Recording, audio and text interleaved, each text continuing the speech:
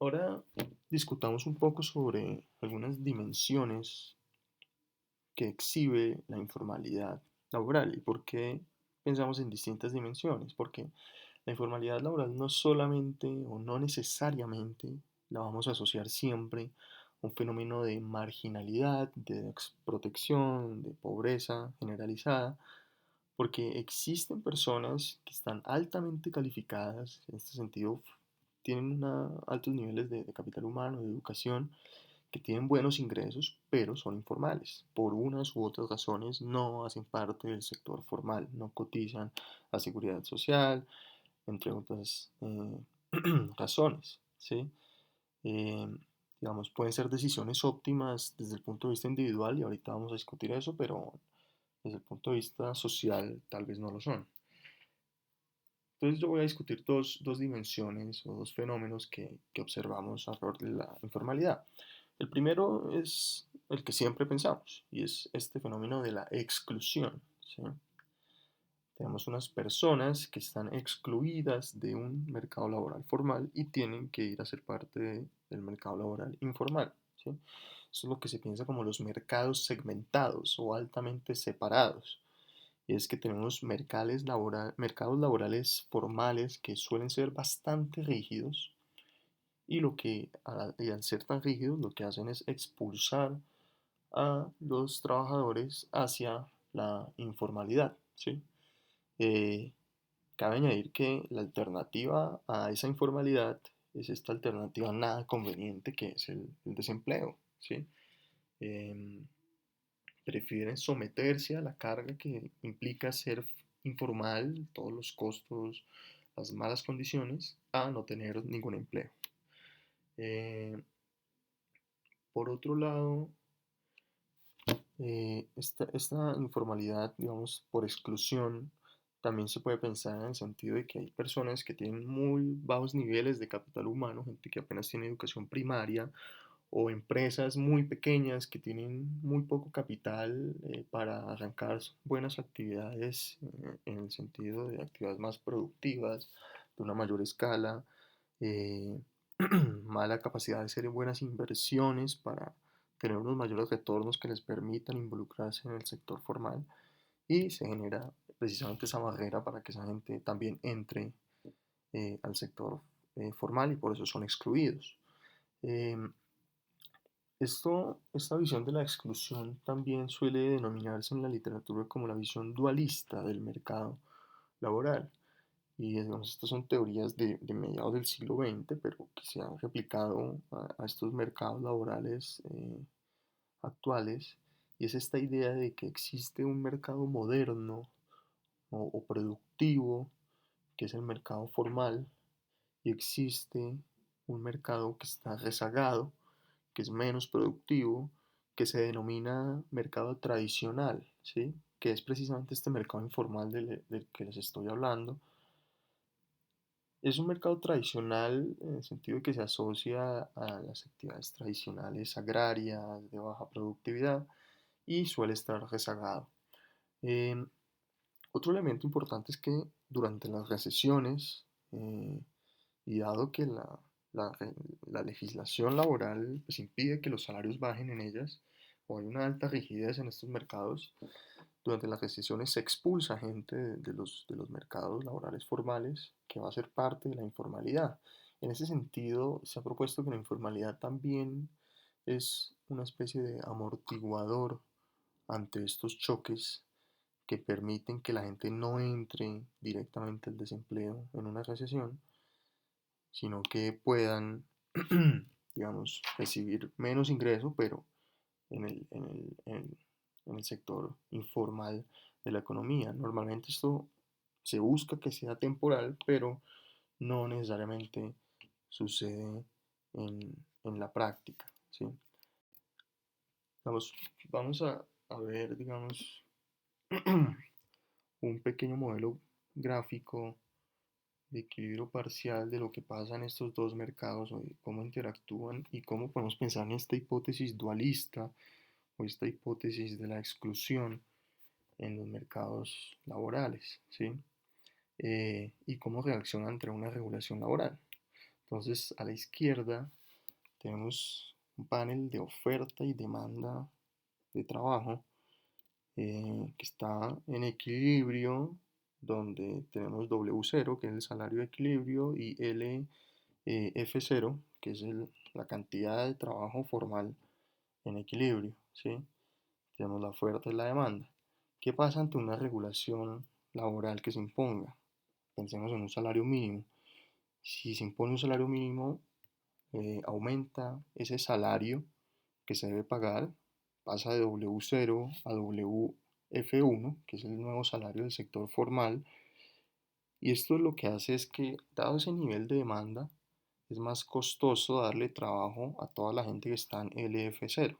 Entonces, es muy difícil contratarlos y se reduce, digamos, esa cantidad demandada a LF1. Y esto lo que hace es literalmente la expulsión de los trabajadores del mercado laboral formal. Lo que hace es que se reduce esa oferta de trabajo que tienen esos trabajadores, que pasa de ese F0 a ese F1. ¿A dónde va a parar esa cantidad de gente que está expulsada del sector formal? Pues se va al sector informal, ¿sí? Que está en el panel de la derecha, ¿sí? Se ve el mismo movimiento, desplazamiento de la curva de oferta, pero hacia la derecha. Aumenta la oferta de ese informal 0 a ese informal 1, y aumenta la cantidad de trabajadores dada esa demanda en el sector informal. Dado que ahí no hay ninguna regulación, esto lo que hace es que ese sector, primero que todo, absorba esa nueva cantidad de trabajadores, pero también que el salario caiga, ¿sí? Porque no hay una rigidez en ese sector informal. La segunda dimensión que podemos discutir y que inició en los años 2000 en la literatura es esta idea de la decisión voluntaria que podría ser la informalidad, ¿sí? Ya no es que la gente está excluida de un mercado laboral formal, sino que simplemente decide irse a la economía informal porque le genera unos mejores réditos, ¿sí?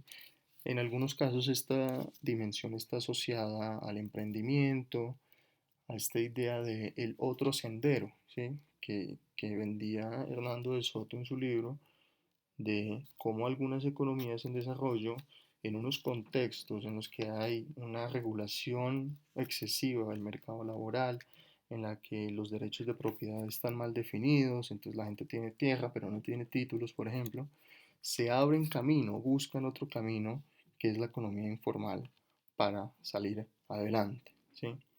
En este sentido, la informalidad la podríamos pensar como un escape para unos trabajadores que tienen algunas características también que las pueden explotar de una mejor manera en el sector informal, ¿sí? No solamente que la regulación sea excesiva, sino que ellos tienen unas características que les iría mucho mejor en el sector informal. Y esto lo podemos pensar es que hay individuos que pueden valorar más la utilidad que les da estar en el sector informal, eh, utilidad entendida no solo como salario, sino otros beneficios indirectos que les da, eh, a los beneficios que les podría dar estar en el sector formal, como tener una seguridad social. Entonces buscan otros mecanismos de protección alternativos a las pensiones, etcétera, ¿sí? En ese sentido, como les decía anteriormente, la informalidad puede ser una decisión individual óptima, si se quiere, pero vamos a ver ahorita cuando discutamos algo de productividad que puede ser una decisión socialmente ineficiente, pues concentra sus esfuerzos en los sectores menos productivos de la economía, ¿sí? Vamos a discutir brevemente algunas características de los mercados laborales informales. Primero está esta hipótesis del ciclo de vida laboral. Es que las personas más jóvenes y las personas más viejas exhiben mayores tasas de informalidad, ¿sí? Estas pueden llegar, en el caso de los adolescentes, de 10 a 17 años a 80% de informalidad, donde el trabajo infantil sería un caso extremo de esta informalidad. Los adultos entre los 30 y 40 años, una informalidad del 40%, pero ya los adultos mayores llegan hasta el 70% de informalidad de nuevo, ¿sí? La informalidad cae a medida que uno acumula mayor capital humano. Por eso las personas que apenas llegaron a la primaria, lo más probable es que tengan un trabajo en el sector informal. Pero también se acumula en ciertos sectores de la economía. Hay unos sectores que están más propensos a tener mayores tasas de informalidad. Es el caso de los sectores del comercio, de la construcción, donde los contratos son mucho más informales, a veces son de palabra, entonces se contrata un obrero por unos días, o en el comercio se busca un trabajador para que ayude en una tienda eh, durante unas semanas y los contratos son mucho más débiles y no cumplen claramente la regulación. Finalmente, en términos del salario, lo que se puede decir y lo que muestran los datos, por ejemplo, para Colombia, es que en el sector informal se gana la mitad de lo que se ganaría en el sector formal. Finalmente, vemos dos discusiones importantes alrededor de los determinantes de la informalidad y la productividad. En Colombia se han estudiado dos determinantes de la informalidad laboral, que son, primero, un salario mínimo que sea alto respecto al salario mediano, una discusión que dábamos anteriormente cuando hablábamos del salario mínimo, y es que es un salario que no refleja la productividad de la economía, pues puede incentivar a que las empresas no ofrezcan trabajos formales o que simplemente la gente no consiga un trabajo en el sector formal y se dedique a las actividades informales. Digamos que de esta hipótesis se han escrito trabajos, pero las características de la regulación colombiana, que es a nivel nacional, no permiten explotar algo de variación que permita hacer una evaluación más rigurosa de esta hipótesis. Por otro lado está el tema de los costos laborales no salariales, en lo que sí hay un gran consenso en la literatura y es que reducir estos costos sobre el salario puede reducir la informalidad o fomentar, aumentar la probabilidad de tener un empleo formal y en Colombia eso se ha demostrado con distintas reformas, pero pensemos más que todo en algunas características del sistema de seguridad social que podrían imponer algunos sobrecostos a la contratación que podrían fomentar la informalidad precisamente por esta frontera que se crea entre trabajadores formales e informales que les mencionaba anteriormente. En muchos casos, estas instituciones solo reconocen a los trabajadores formales y quedan por fuera de la regulación los informales, ¿sí?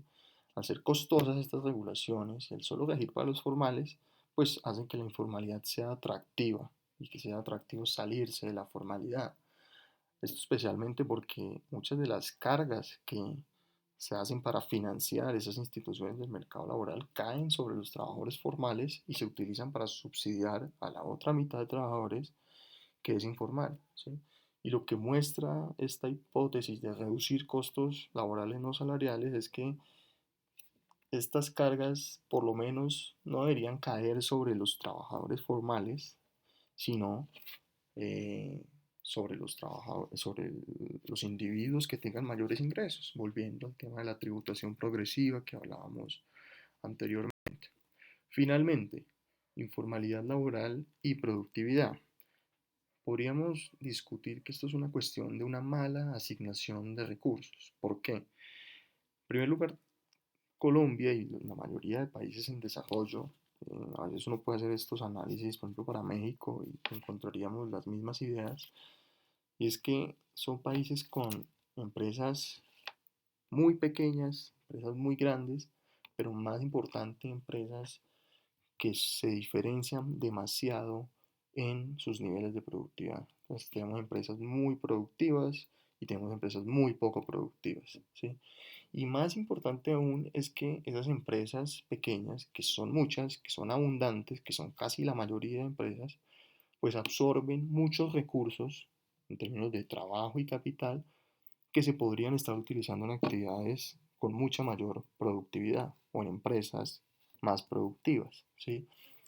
Entonces, tenemos gente que se forma de alguna manera, que accede a la educación, gente con algo de capital ahorrado para invertir, pero lo invierte en actividades informales, pequeñas, que son por definición pues muy poco productivas y por ende eh, pues eso reduce la productividad agregada en el país.